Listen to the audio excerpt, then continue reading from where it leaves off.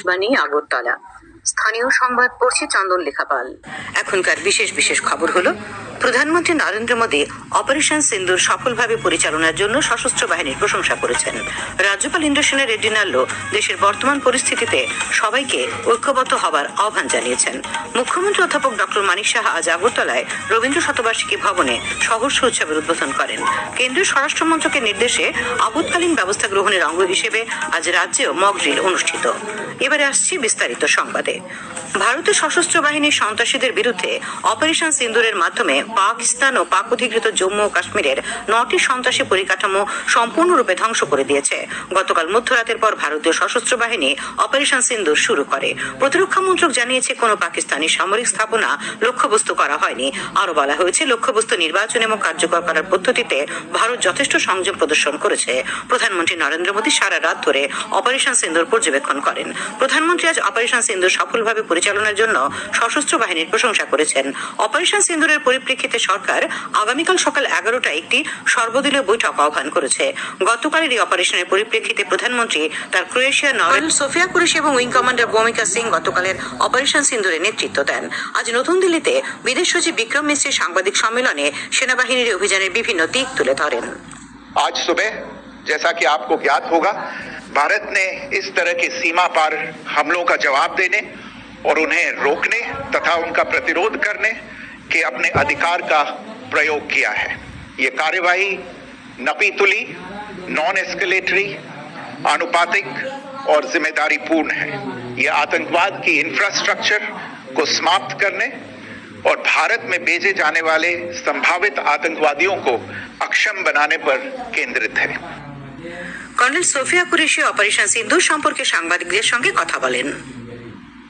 Operation सिंदूर 22 अप्रैल को पहलगाम में हुए विभत्स आतंकवादी हमले के शिकार मासूम नागरिकों व उनके परिवारों को न्याय देने के लिए लॉन्च किया गया था।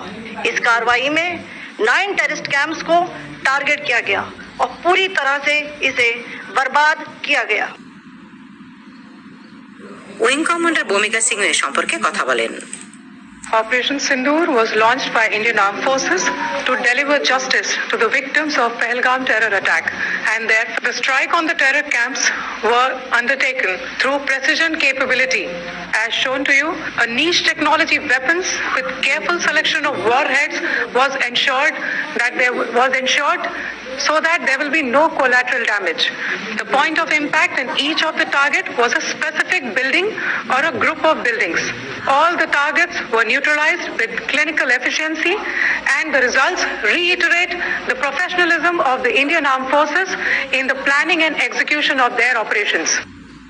পহেলগাম সন্ত্রাসী হামলায় নিহত কর্নেলের নৌবাহিনীর লেফটেন্যান্ট বিনয় নারওয়ালের পরিবারের সদস্যরা অপারেশন সিন্দুরের অধীনে পাকিস্তানি সন্ত্রাসীদের আস্তানা ধ্বংসের ঘটনায় আনন্দ প্রকাশ করেছেন। শিবমোগায় পহেলগামে নিহত মঞ্জুনাথ রাওয়ের মা সুমতি ভারতীয় সেনাবাহিনীর প্রতিক্রিয়া সন্তুষ্টি ব্যক্ত করেন।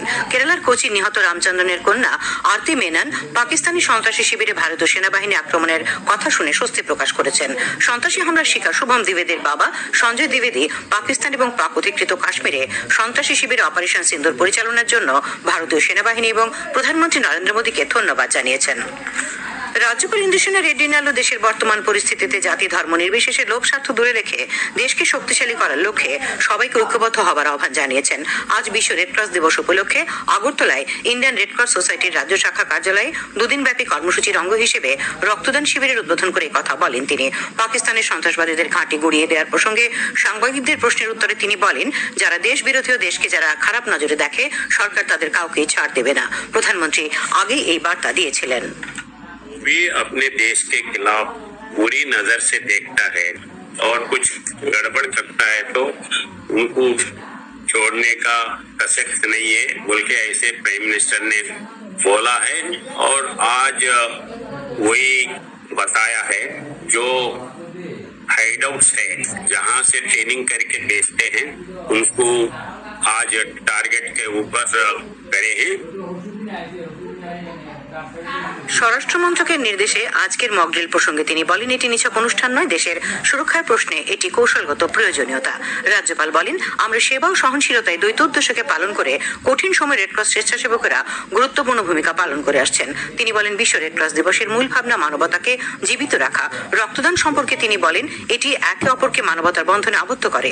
অনুষ্ঠানে বক্তব্য রাখেন ইন্ডিয়ান রেডক্রস সোসাইটির রাজ্য শাখার সাধারণ সম্পাদক চন্দন দেবনাথ, সহসভাপতি পরমানন্দ সরকার ব্যানার্জি। অনুষ্ঠানের শুরুতে রেডক্রসের প্রতিষ্ঠাতা হেনরি ডুনান্টের প্রতিকৃতিতে ফুলমালা দিয়ে শ্রদ্ধা জানানো হয়। আজকের এই শিবিরে মোট 34 জন রক্তদান করেন। মুখ্যমন্ত্রী অধ্যাপক ডক্টর মানিক সাহা আজ আগরতলায় রবীন্দ্র শতবার্ষিকী ভবনে সহর্ষ উৎসবের উদ্বোধন করে বলেন, ছাত্রছাত্রীদের অন্তর্নিহিত ইচ্ছা জাগ্রত করতে এই উৎসব অনুষ্ঠিত হচ্ছে।